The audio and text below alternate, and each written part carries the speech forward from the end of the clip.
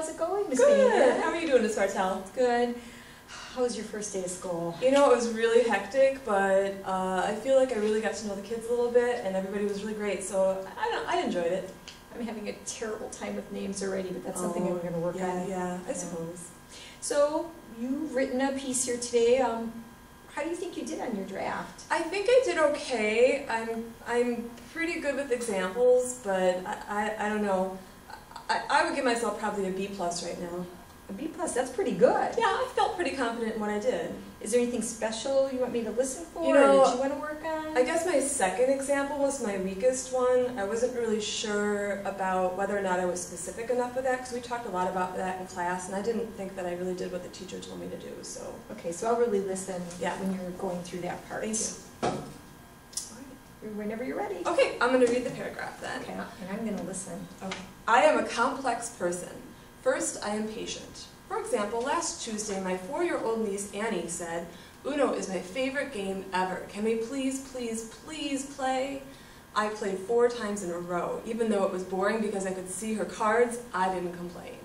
Also, I'm hardworking. For instance, even though I didn't have to, I worked on Oak Creek High School's yearbook for an entire week this summer. I spent 2 days just researching Photoshop techniques like adding a glow around text. Then I spent 3 days at my laptop designing the cover for the 2012 yearbook. Finally, I'm creative. I love photography, so I take my camera with me everywhere I go. For example, when I was shopping at Anthropology in the 3rd Ward last March, they had a display of tiny mirrors arranged in a grid. I took a self-portrait that made it look like I was made of tiny circles. Oh, very interesting. Thank you for sharing that with me. Yeah. Now that you've read out loud, what do you think? You know, I guess maybe I'd give myself a little bit higher grade. I guess it's a little bit better than I originally thought it was going to be. I was a little concerned about that second example, but I did have some details in there. Yeah, I thought you had actually 2 pretty good specific details, so I would agree with that. And you wanted me to listen very carefully, so I did to that part. You talked about doing it over 2 days. Is that a short enough time frame, or? You know, in class I know we talked a lot about trying to narrow it down as specifically as possible. And the teacher said something about having just an hour or a few minutes.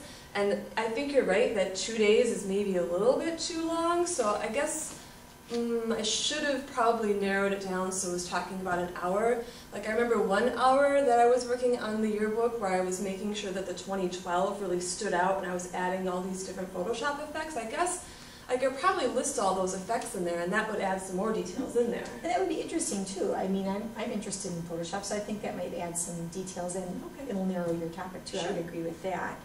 The 3rd paragraph, I just want you to think about, I know one of your assignment details had to do with creativity. What do you think about that one as far as being creative? You know, in my mind, I know why that's creative, but I don't know if that came across in that last example. So I think maybe I would explain why taking a picture with tiny little mirrors might be creative, so that everybody else who's reading it would be able to understand that too. I was having trouble picturing that in my mind. I didn't know what the little mirrors were necessarily, so I think that's probably a really good idea. Okay.